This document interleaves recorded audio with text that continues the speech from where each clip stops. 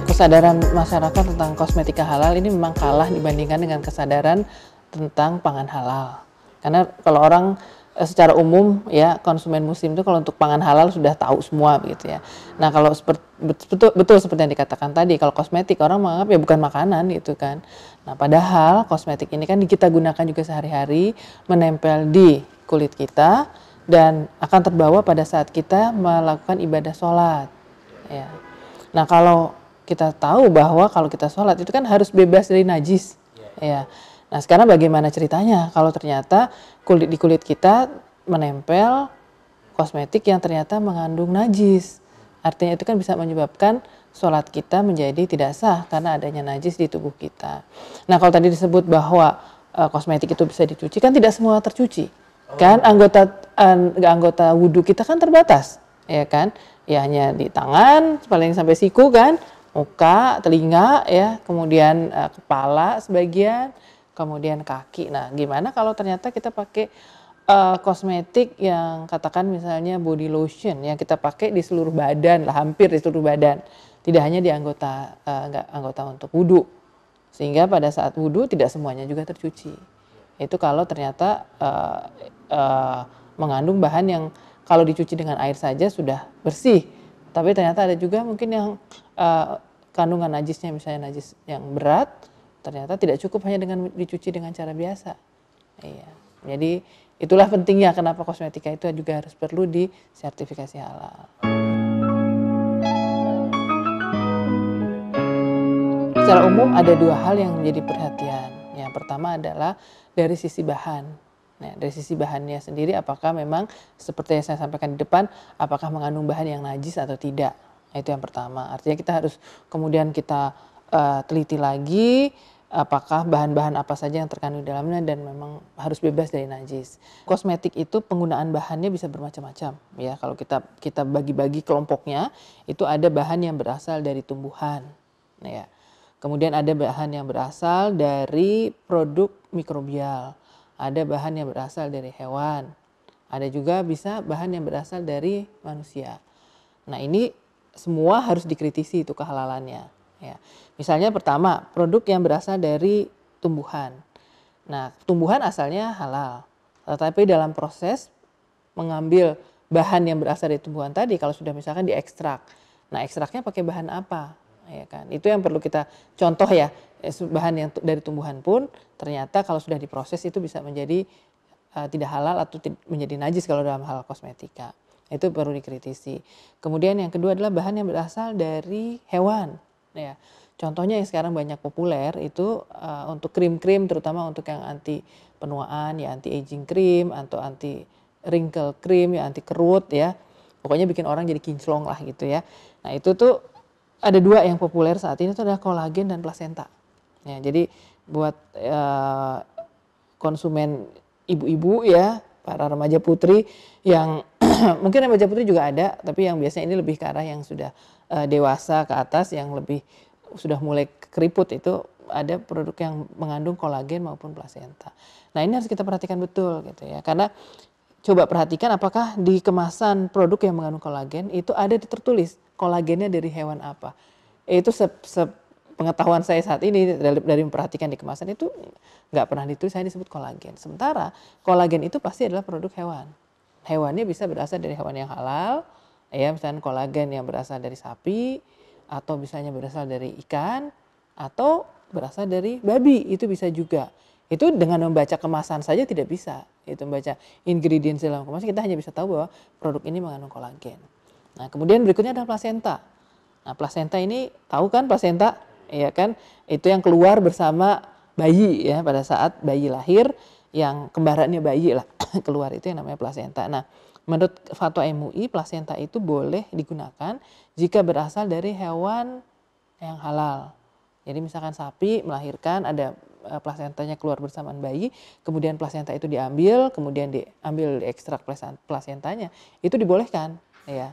Tetapi kalau misalnya ada sapi bunting kemudian mati, itu kan sudah jadi bangkai.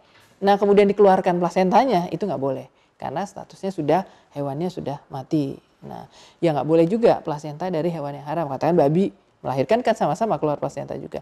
Nah plasentanya itu nggak boleh. nggak boleh dimanfaatkan, ya nggak boleh, karena itu haram dan najis. Nah demikian juga dengan plasenta manusia. Nah plasenta manusia inilah yang kadang-kadang mungkin terutama di negara-negara luar itu ternyata masih bisa menggunakan plasenta yang berasal dari manusia. Nah ini jadi kita perlu hati-hati. Jadi setelah tahu mungkin bisa langsung dicek aja ibu-ibu, para remaja putri juga mungkin yang punya kosmetik, dilihat tuh apakah ada produk yang mengandung plasenta atau kolagen, karena ini cukup populer ya, banyak, dan ini menjadi sangat kritis. Nah kemudian berikutnya adalah yang mungkin berasal dari, sumbernya bisa tumbuhan, bisa berasal dari hewan ya, misalnya turunan asam lemak. Nah ini banyak turunan-turunan asam lemak yang bentuknya sudah lagi tidak berbentuk lemak, tapi sudah menjadi susunan senyawa kimia baru, senyawa kimia yang sederhana. Nah itu kalau orang awam memang akan susah untuk mengenalinya. Nah oleh karena itu kembali lagi yang paling mudah adalah pilihlah kosmetika yang sudah ada logo halal dari MUI. Ya. Nah yang kedua itu adalah dari sisi tembus airnya. Ya, itu penting juga, karena jangan sampai ada penggunaan kosmetik menyebabkan anggota wudhu kita tertutup, tidak bisa ditembus air, sehingga pada saat kita berwudhu air itu tidak mengenai anggota tubuh kita, anggota wudhu kita, sehingga kembali lagi wudhu menjadi tidak sah. Jadi ada dua hal.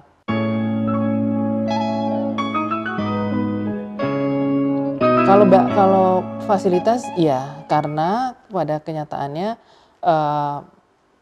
perusahaan kosmetik itu memproduksi kan tidak hanya satu macam, dan bahkan dengan kondisi saat ini perusahaan kosmetik itu belum tentu punya pabrik sendiri.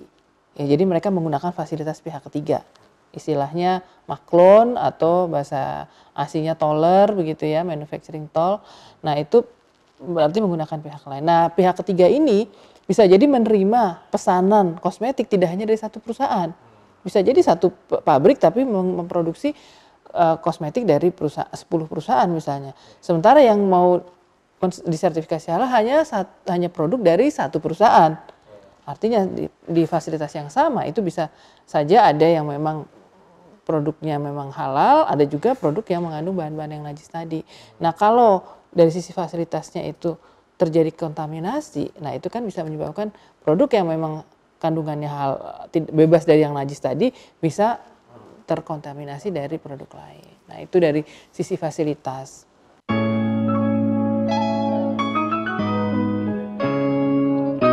Iya, kalau sejauh ini memang sebenarnya kalau di sisi packaging memang ada sih peluang untuk mengandung bahan yang tidak halal.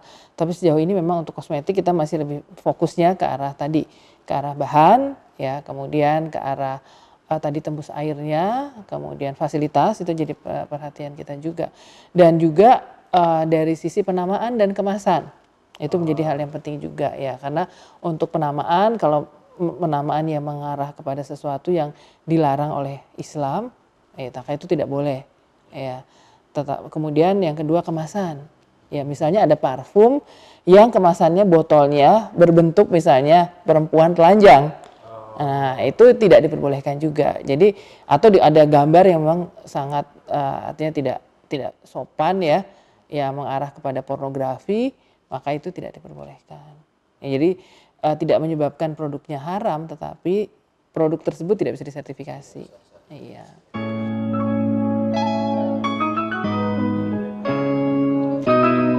Paling gampang cari logo halal, itu paling mudah ya.